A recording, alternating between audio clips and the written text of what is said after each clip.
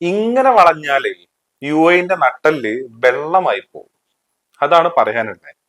പറഞ്ഞു വരുന്നത് എന്താ ചോദിച്ചു കഴിഞ്ഞാല്, അമേരിക്ക ഇറാന് നേരെ ആക്രമണം നടത്തുകയും അതിന്റെ റിട്ടാലിയേഷൻ എന്നുള്ള നിലയ്ക്ക് ഇറാൻ കുവൈത്തിലെ US ബേസുകൾക്ക് നേരെ അറ്റാക്ക് നടത്തിയിട്ടുണ്ടായിരുന്നു, ഡ്രോൺ അറ്റാക്ക് നടത്തിയിട്ടുണ്ടായിരുന്നു. അപ്പൊ അതിനെ ശക്തമായ രീതിയിൽ അതിനെ പ്രതിരോധിച്ചു എന്നാണ് ഇപ്പൊ കുവൈത്ത് പറയുന്നത്. അപ്പോ ഈ ഇറാന്റെ ആക്രമണം ആ മേഖലയിലെ സമാധാന ശ്രമങ്ങൾക്ക് തിരിച്ചടിയാണ് എന്നുള്ളതും കൂടെ കുവൈത്ത് പറയുന്നുണ്ട്. അപ്പൊ ഇതിനെയാണ് ഇറാന്റേത് ഭീകരാക്രമണമാണ് യഥാർത്ഥത്തില് എന്നുള്ളത് UAEയുടെ വിദേശകാര്യ മന്ത്രാലയം പറഞ്ഞ്. യഥാർത്ഥത്തിൽ ഇങ്ങനെ വളഞ്ഞാലേ നട്ടല് വെള്ളമാവും എന്നാ പറയാനുള്ളത്. അതായത് നമുക്ക് അന്നം തരുന്ന നാടാണ്, അതിലൊരു സംശയവുമില്ല. നമ്മുടെ ഒരുപാട് നാട്ടുകാർ അവിടെ വർക്ക് ചെയ്യുന്നുണ്ട്, അല്ലെ? ഇതൊക്കെ നമുക്ക് അറിയാം.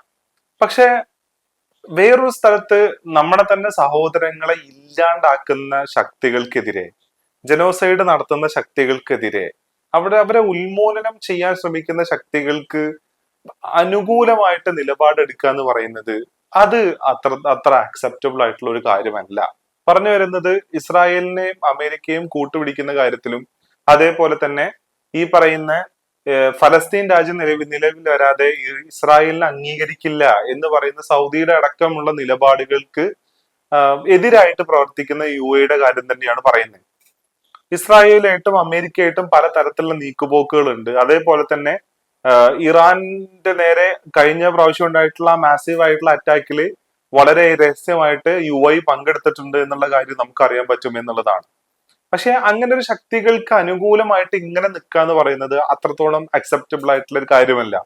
ഈവൻത്തെ ഒരുപാട് മലയാളികൾ അവിടെ വർക്ക് ചെയ്യുന്നുണ്ടെങ്കിൽ കൂടെ. അപ്പൊ ഈ വാർത്തയുടെ വിശദമായിട്ടുള്ള ഒരു ന്യൂസ് ഞാൻ വായിക്കാം. കുവൈത്തിന് നേരെയുള്ള ഇറാന്റെ ഡ്രോൺ മിസൈൽ ആക്രമണങ്ങളെ ശക്തമായി അപലപിച്ച് UAE. കുവൈത്തിന്റെ പരമാധികാരത്തിന്മേലുള്ള കടന്നുകയറ്റമാണ് ഇറാന്റെ ഈ ഭീകരാക്രമണമെന്നും കുവൈത്തിന്റെ സുരക്ഷയ്ക്കും സ്ഥിരതയ്ക്കും നേരെയുള്ള ഭീഷണിയാണിതെന്നും UAE വിദേശകാര്യ മന്ത്രാലയം പുറത്തിറക്കിയ പ്രസ്താവനയിൽ കടന്നാക്രമിച്ചു.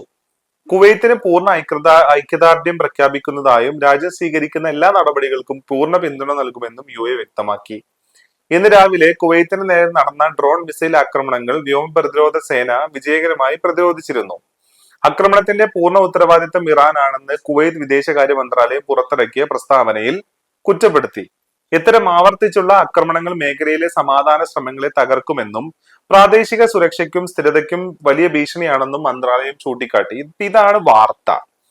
അതായത് കുവൈത്തിന് നേരെ ഇറാൻ നടത്തിയിട്ടുള്ള ആക്രമണങ്ങളെ കുവൈത്ത് അപലപിച്ചിട്ടുണ്ട്. കുവൈത്ത് ആ സമാധാന ശ്രമങ്ങൾക്ക് നേരെയുള്ള തിരിച്ചടി ആയിരിക്കും എന്നൊക്കെ കുവൈത്ത് പറയുന്നുണ്ട്. അപ്പൊ അതിനെ സപ്പോർട്ട് ചെയ്തിട്ടാണ് യഥാർത്ഥത്തിൽ UAEയുടെ ഈ ഒരു പ്രസ്താവന വന്നിരിക്കുന്നത് എന്നുള്ളതാണ്. അപ്പൊ ഇവിടെ ബേസിക് ആയിട്ടുള്ള ഒരു ചോദ്യം, എന്തുകൊണ്ട് ഇറാന് നേരെ നടക്കുന്ന ഇത്തരം ആക്രമണങ്ങളെ ഈ വിധം ആളുകൾ പ്രതിരോധിക്കുന്നു? അല്ലെങ്കിൽ ഇപ്പൊ ഏതെങ്കിലും തരത്തിലുള്ള ഈ പറയുന്ന മുസ്ലിം രാജ്യങ്ങളിലുള്ള ആൾക്കാർ മാത്രമല്ല ആ അറ്റാക്ക് എന്ന് പറയുന്നത് ശരിയല്ല, അതങ്ങനെ ചെയ്യാൻ പാടില്ല എന്ന് പറയുന്നത്.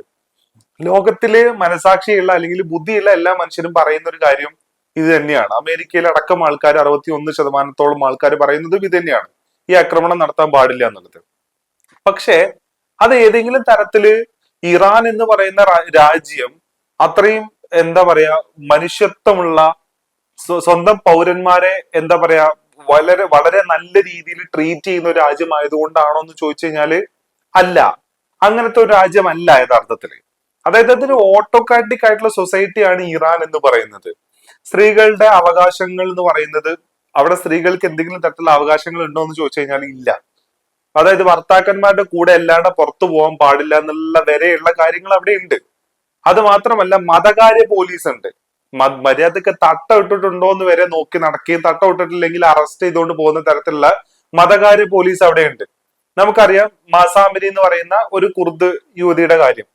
ശരിക്ക് ഹിജാബ് ധരിച്ചില്ല എന്ന് പറഞ്ഞിട്ട് അറസ്റ്റ് ചെയ്തുകൊണ്ട് പോവുകയും ആ കുട്ടീനെ പോലീസ് സ്റ്റേഷനിൽ ഇട്ട് മർദ്ദിക്കുകയും ആ കുട്ടി അവിടെ കൊല്ലപ്പെടുകയും ചെയ്തിട്ടുണ്ടായിരുന്നു. അതിനെതിരെ വലിയ രീതിയിലുള്ള പ്രൊട്ടസ്റ്റ് നടക്കുന്നുണ്ട്. യൂത്തിന്റെ ആസ്പിരേഷൻസ് അവർ അഡ്രസ് ചെയ്യുന്നില്ല. അതേപോലെ തന്നെ പേഴ്സണൽ റൈറ്റ്സ് അല്ലെങ്കിൽ പറയുന്ന ഇൻഡിവിജ്വൽ റൈറ്റ്സിനെ സപ്രസ് ചെയ്യുന്ന രീതിയിലുള്ള നടപടികൾ ഇറാന്റെ ഭരണകൂടം കൈക്കൊള്ളുന്നുണ്ട്.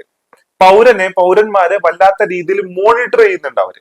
അപ്പൊ ഈ പരിപാടികളൊക്കെ അവർ ചെയ്യുമ്പോഴും പിന്നെ എന്തിനാണ് ഇറാനെ സപ്പോർട്ട് ചെയ്യുന്നേ?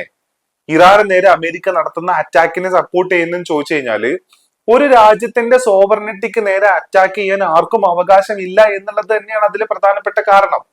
അത് മാത്രമല്ല, ഏകദേശം 10-75 വർഷങ്ങളായിട്ട്, ഏകദേശം 80 വർഷത്തോളായിട്ട് ഒരു സമൂഹം, ഫലസ്തീനിലെ ഒരു സമൂഹം ദുരിതം അനുഭവിച്ചുകൊണ്ട് നടക്കുന്നുണ്ട്. ആ സമൂഹം ഇന്നും ദുരിതം അനുഭവിക്കാനുള്ള പ്രധാനപ്പെട്ട കാരണം എന്ന് പറയുന്നത് അമേരിക്ക ഇസ്രായേലിന് കൊടുക്കുന്ന സപ്പോർട്ട് തന്നെയാണ്. ഗ്രേറ്റർ ഇസ്രായേൽ എന്ന് പറയുന്ന ഇസ്രായേലിന്റെ സ്വപ്നങ്ങൾക്ക് നേരെ, അല്ലെങ്കിൽ ആ സ്വപ്നങ്ങൾക്ക് അനുകൂലമായിട്ട് അമേരിക്ക എടുക്കുന്ന നിലപാടുകൾ തന്നെയാണ്. ഇല്ലെന്നുണ്ടെങ്കിൽ അവർ ഇങ്ങനെ ചെയ്യില്ല. ഈ കഴിഞ്ഞ ഗസ വാറിൽ എന്താണ് സംഭവിച്ചതെന്നുള്ളത് നമ്മൾ കണ്ടതാണ്. ലെബനോണിൽ ഇപ്പൊ എന്താ സംഭവിച്ചുകൊണ്ടിരിക്കുന്നത് എന്നുള്ളത് കണ്ടതാണ്. അപ്പോ അവിടെ ഒരു തീരുമാനം ഉണ്ടാക്കാൻ പറ്റുന്നില്ലെങ്കിൽ കൂടെ അതിന് എഗെയിൻസ്റ്റ് ആയിട്ട് സംസാരിക്കുന്നില്ല എന്നുള്ളത് മാത്രമല്ല, ആ ശക്തികളെ അനുകൂലിക്കുകയും അവരുമായിട്ട് ചേർന്ന് കാര്യങ്ങൾ നടത്തുകയും ചെയ്യുന്നു എന്നുള്ളതാണ്. അവിടെയാണ് ഇറാന്റെ നിലപാടുകൾ വ്യത്യസ്തമാവുന്നത് എന്നുള്ളതും കൂടെ നമ്മൾ കാണേണ്ടതാണ്. അപ്പൊ ആ രാജ്യത്ത് ഒരു റെജീം ചേഞ്ച് വേണമെന്നുണ്ടെങ്കിൽ അവിടുത്തെ ആ രാജ്യത്തെ ആളുകൾ തീരുമാനിക്കണം. അവര് പ്രൊട്ടസ്റ്റ് ചെയ്തിട്ട് വേണം അത് അവിടെ എന്തെങ്കിലും തരത്തിലുള്ള ചേഞ്ചസ് കൊണ്ടുവരാൻ. അല്ലാതെ ഒരു ബാഹ്യശക്തി അവരുടെ കയ്യിൽ കുറെ ആയുധങ്ങളുണ്ട്, കുറെ മിസൈലുകൾ ഉണ്ട് എന്ന് വെച്ചിട്ട് അങ്ങ് കയറി ചെന്ന് എവിടെയും കയറി ചെന്ന് എന്ത് ഗുണ്ടായുസം കാണിക്കാം എന്ന് പറയുന്ന നിലപാടിലോട്ട് രാജ്യങ്ങളും ലോകം പോകാൻ പാടില്ല. അങ്ങനെ പോയപ്പോഴാണ് ഒന്നാം ലോക മഹായുദ്ധം, അതേപോലെ തന്നെ രണ്ടാം ലോക മഹായുദ്ധം പോലെയുള്ള മനുഷ്യരാശി ഏറ്റവും ദുരിതം അനുഭവിച്ചിട്ടുള്ള ചില സംഭവവികാസങ്ങൾ ഉണ്ടായേ. അപ്പൊ അങ്ങനത്തെ കാര്യങ്ങൾ ഇനി ലോകത്ത് നടക്കാൻ പാടില്ല. അപ്പോ അവിടെയാണ് ഇത്തരം ശക്തികൾക്ക് കൂട്ട് നിന്നുകൊണ്ട് നട്ടല് വളയ്ക്കുന്ന രീതിയിലുള്ള നിലപാടുകൾ യുഎഇന്റെ ഭാഗത്ത് നിന്ന് ഉണ്ടാവുന്നേ എന്നുള്ളതാണ്. ഈവൻ തോ നമുക്ക് അന്നം തരുന്ന, അല്ലെങ്കിൽ നമ്മുടെ കുറെ ആൾക്കാർ വർക്ക് ചെയ്യുന്ന, കേരളത്തിന് ഏറ്റവും വലിയ ഫോറിൻ റെമിറ്റൻസ് കിട്ടുന്ന ഒരു കൺട്രി ആയിട്ട് കൂടെ നമ്മൾ ഈ പറയുന്ന ഈ ഒരൊറ്റ നിലപാടിന്റെ പേരിൽ മാത്രം, ആ നിലപാടിനെ മാത്രം നമ്മൾ വിമർശിക്കുന്ന എന്നുള്ളതാണ്. അല്ലാതെ ടോട്ടൽ യുഎഇനെ വിമർശിക്കുകയല്ല. ഈ പറയുന്ന ഇന്റർനാഷണൽ അല്ലെങ്കിൽ ഇവരുടെ ഡിപ്ലോമാറ്റിക് റിലേഷൻഷിപ്പിലുള്ള കാര്യങ്ങളെയാണ് നമ്മൾ വിമർശിക്കുന്നത് എന്നുള്ളതാണ്.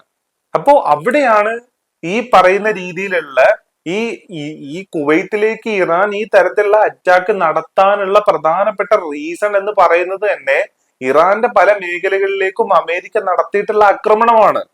ആ ആക്രമണം ആക്രമണം നടത്താൻ അത് ഇനീഷ്യേറ്റ് ചെയ്തതും അതിനു വേണ്ടിയിട്ട് ഉപയോഗിച്ചിട്ടുള്ള ബേസ് എന്ന് പറയുന്നത് കുവൈത്തിലാണ്.